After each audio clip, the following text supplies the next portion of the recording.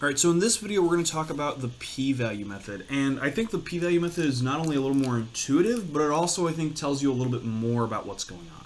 So when we're performing a test using the p-value method, this is just an alternative to using the critical value method that we talked a little bit about at the end of the last video. This is going to tell you a little bit more. So the critical value method,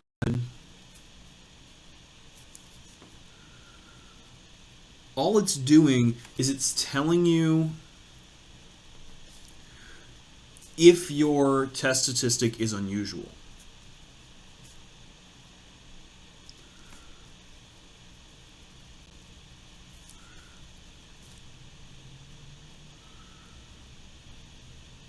On the other hand, the p-value method that we're going to talk about in this video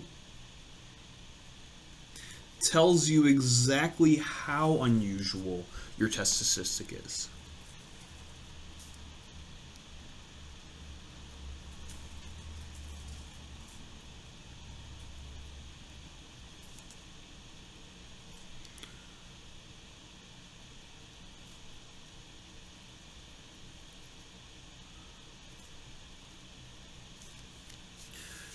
Typically, the p-value method is used more often in practice, a little bit more intuitive.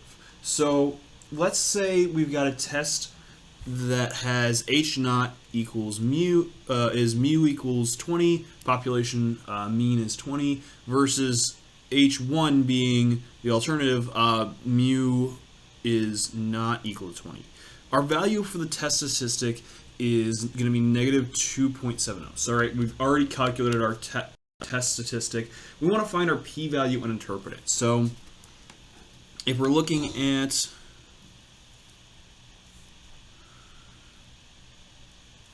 this as our z-score distribution, we've got 0 here.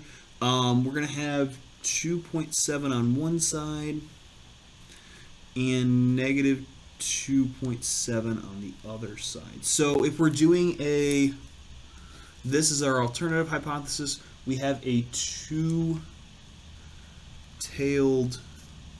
test. The p-value method is going to be us just going ahead and calculating these areas under the curve and comparing that to our alpha.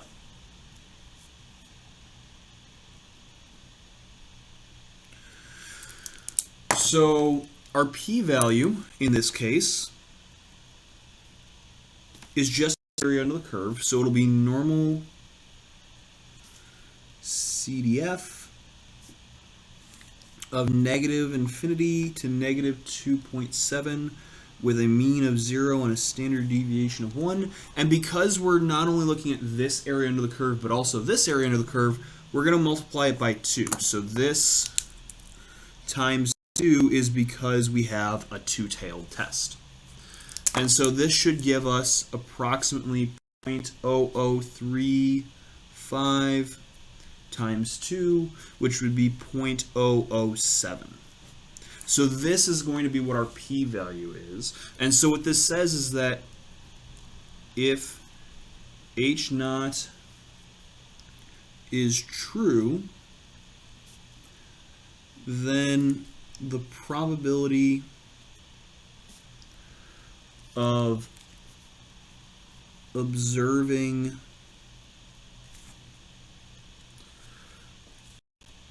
a test statistic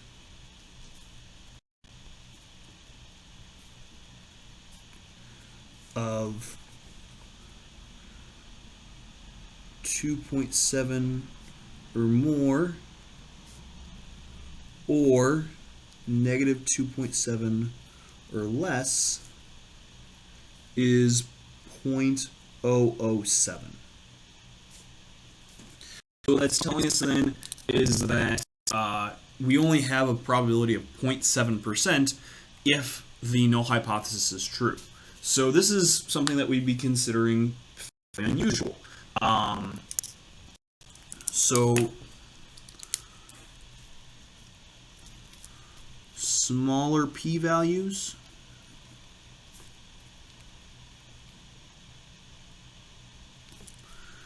imply less likely, assuming or given H naught. So, which is going to provide stronger evidence, a p-value of 0.05 or a p-value of 0.5? And the answer to that is the p-value of 0.05. So, another way to think of this is smaller p-value is going to imply more unusual, assuming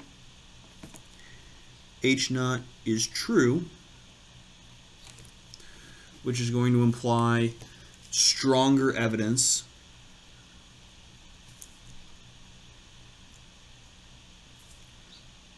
against H naught. And so what we'll be doing is we'll be comparing our p-value to whatever our significance level is. And so in practice, people often aren't going to choose a significance level. Rather, what they're going to do is they're going to report the p-value and they're going to let the reader decide whether or not the significance level is, or the p-value evidence is strong enough to reject the null hypothesis. However, we sometimes need to make a firm decision on whether or not to reject H naught. So in this case, we'll choose a significance level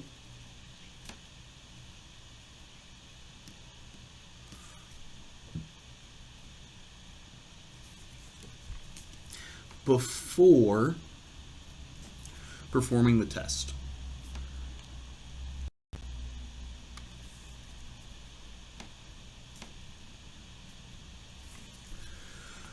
The most common choice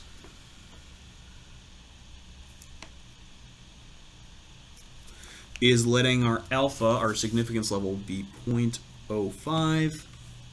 And kind of the second common choice is letting it be equal to 0.01. So in other words, we're saying if it's less than 5% chance of happening, given our assumption's most likely not true. But sometimes we need something stronger, and so we go to, say, 0.01 as our significance level. Now, when we're looking at trying to make our decisions, if our p-value is less than alpha, whatever we choose for that, we're going to reject our null hypothesis. And if it's greater than alpha, we're going to fail to reject our null hypothesis.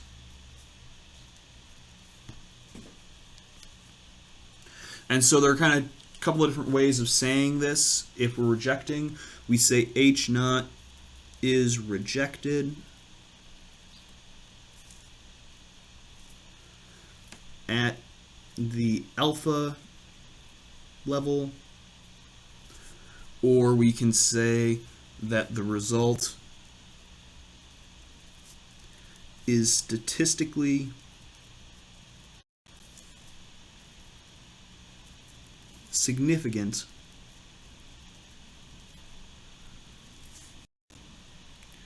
at the alpha level. All right, so let's go through an example, a whole example of using the p-value method. So let's say that at a large company, the attitudes of workers are regularly measured with a standardized test with scores ranging from 0 to 100. Here, 100 is the most satisfied level you can get. The mean score overall for the company's employees was 74 with a standard deviation of 8. The company later adopts a policy of telecommuting, probably because of everything going on right now. After this policy has been put in place for some time, a random sample of 80 workers was given the test to determine if the mean level of satisfaction had changed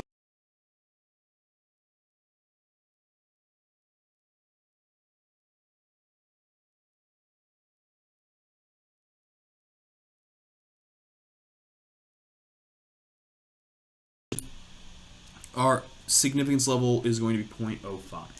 So our claim, note that the claim is just that it's changed. So here we're looking at our level, our mean level of satisfaction, and we want to say that it's different from 74. So here that means that H1 is that our population mean is not equal to 74, and that our null hypothesis is that our mean is equal to 74.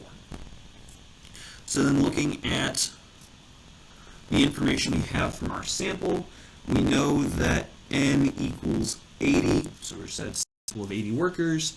We know that X bar is equal to 76, and we know that S equals 7.2. However, even though we have S, we also have been told that the population standard deviation was 8. So what we had from our information for the mean score overall from the company. So since we know the population standard deviation, which test statistic should we use? If you said Z, you'd be right. So our test statistic, here we have X bar minus mu over standard deviation over the square root of N as our test statistics, so we'll be using a Z-score. And so remember that this is using an assumption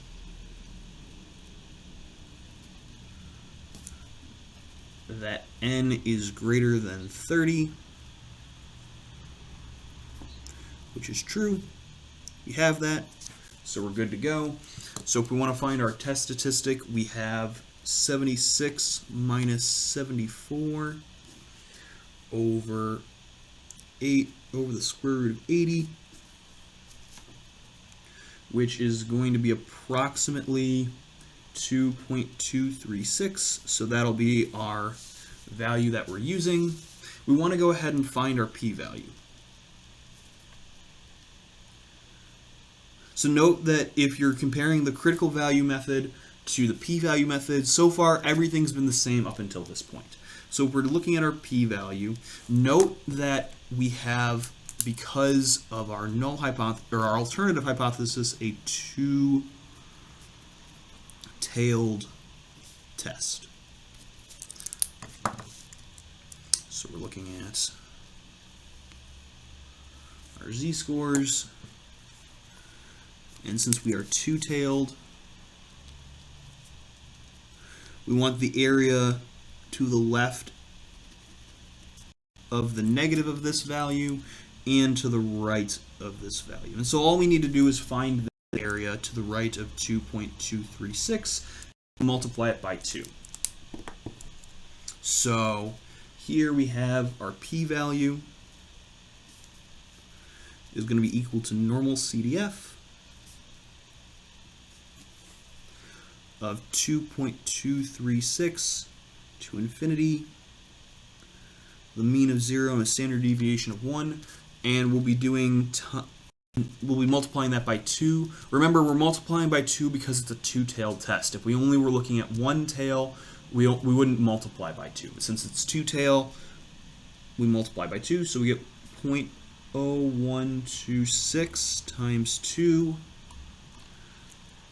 which is going to be equal to 0.0252. So this is going to be what our p-value is. And so since we're using alpha equals 0.05, since our p-value was less than alpha, 0.0252 is indeed less than 0.05. We reject H naught. So this is our conclusion, but we want to make sure we can state that in layman's terms. Let me state it up here. What we're saying is that there is enough evidence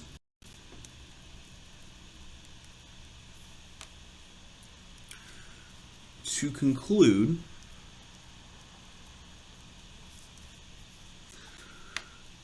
that the mean satisfaction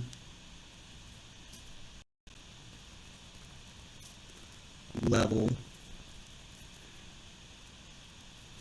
is not 74. So remember, at the end of a hypothesis test, you do so many little calculations and figuring out what values mean what. It's important to kind of come back and remember and speak in layman's terms about what it is we just found out.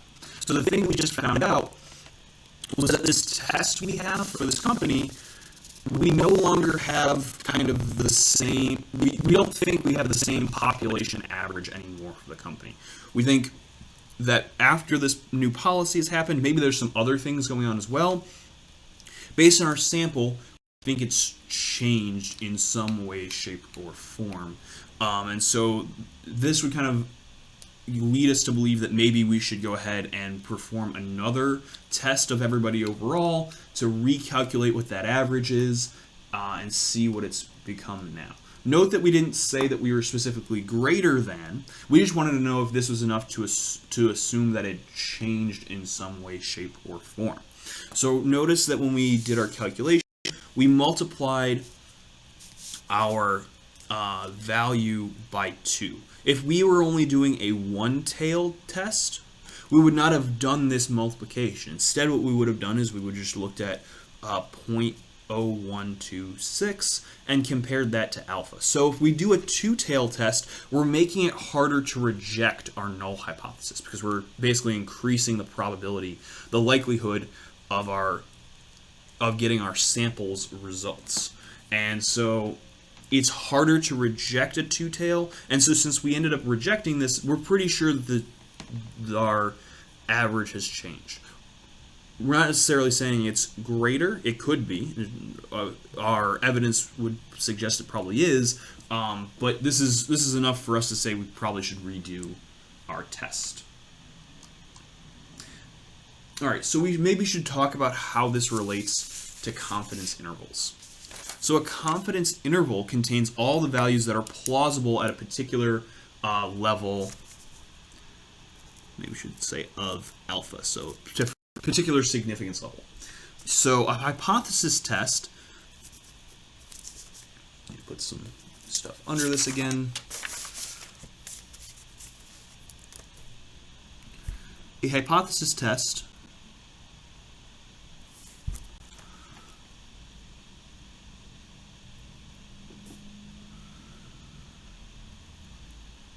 tells us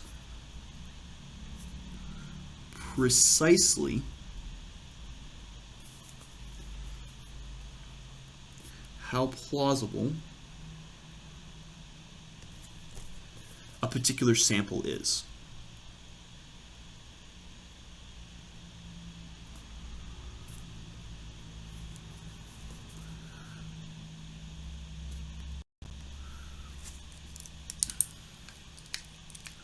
So these confidence intervals say, based on our sample, here are the things that we think are likely to happen for the population. A hypothesis test is telling us instead how likely it is that we got our particular sample given our original assumption. So when we're presenting the results of a hypothesis test, we're going to state our p-value or the value we have for our test statistic. We're not just going to state whether or not H0 was rejected. And the reason for this is not everyone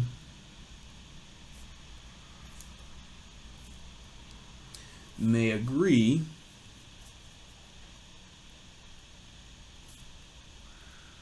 with your choice of alpha.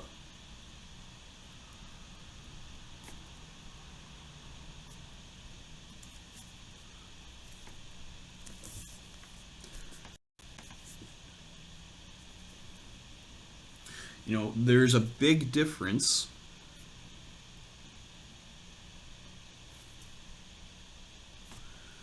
between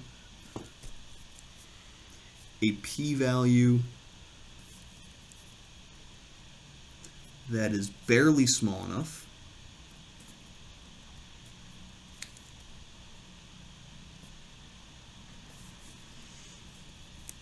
to reject, and one that is extremely small.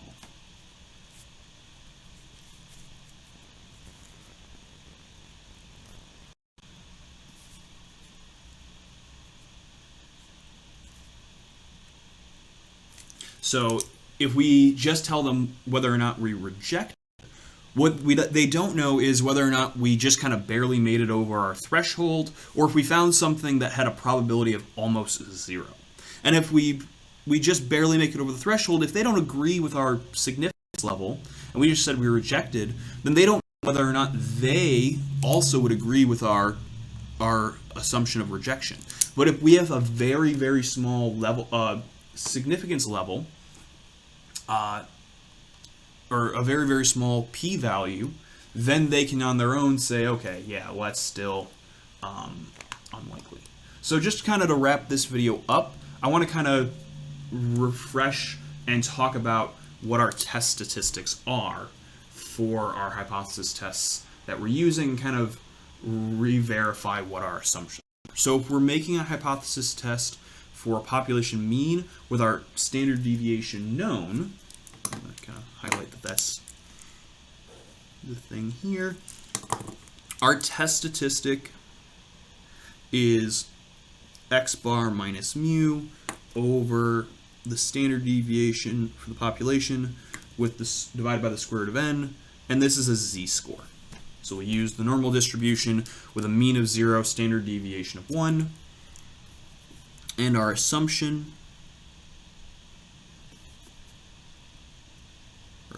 rather, is that either n is greater than 30 or the original population is approximately normal. And this tells us then that our sampling distribution for x bar is also approximately normal. In the context of this class, these assumptions are very often going to be met, and we don't have to worry about them that much. But when we start trying to take this information outside of this class, we want to verify that we have either a large enough sample or that we can make an assumption about the original population that is true. And if that's not the case, then we need to just make sure we have enough information to use this thing. Now, if we go ahead and try to use our test statistic, or try to create a test statistic when we know the population mean, but we don't know the standard deviation, then we have to use the sample standard deviation. And so here, it'll be the same calculation, except for we'll substitute in little s, which is the sample standard deviation, divided by the square root of n.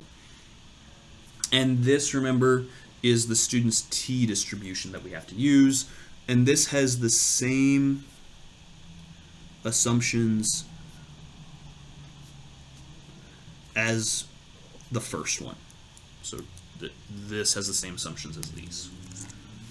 If we want to perform a hypothesis test for a population proportion, remember that we're going to go ahead and use p hat minus p over the square root of p times 1 minus p over n, and this is a z-score. And remember, when we're looking at these, that mu and p are coming from our null hypothesis. Here, the assumption that we have to make is that when we take our sample size times our probability of success that we're assuming from the population, that has to be greater than or equal to 10. And when we take our sample size times 1 minus p, or our probability of failure, that is also greater than or equal to 10. So we need to have 10 in both categories, and this leads us to assume that our sampling distribution for p hat is approximately normal. And then last but not least, we don't talk about this often, but when we're looking at a test statistic for the standard deviation or variance, we'll look at n minus 1 over the standard deviation from the sample squared divided by our assumed population standard deviation squared, and this is going to be found using the chi-squared n minus 1. So here are our assumptions.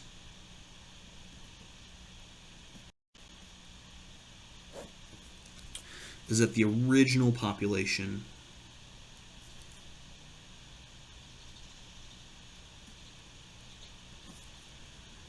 has to be normal. Now, very soon we'll start talking about how we get these chi-squared values, and I'll provide you with kind of a table we can use in order to tackle this. But for now, we're not going to worry a lot about this chi-squared yet. We'll get into that in a couple of note packets. From here, action item should be to start worksheet 8 and give it a try. If you have questions about worksheet 8 as you're going through it, throw them up on the discussion board. I have worksheet 8's solutions to show up as soon as you submitted an attempt, but note that you should be able to submit multiple attempts. So what I'd ask for you to do is to at least try each problem once, submit an attempt, and then after looking at the solutions, if it kind of changes what you're seeing and what you're doing, maybe go ahead and submit a second attempt and give it a shot. And if you're confused still on why something is the way it is in the solutions, definitely submit an attempt, or make sure the last attempt you submit, because that's the one I'll be grading, includes maybe a comment of, I'm not sure what the heck is going on here, or why this is the way it is, could you maybe elaborate? And then all of these things that I'm grading have on them little comments that you can read, so that way you can kind of get a little bit of direct feedback from me. So as always, if you run into questions, let me know, and I'd be more than happy to answer them.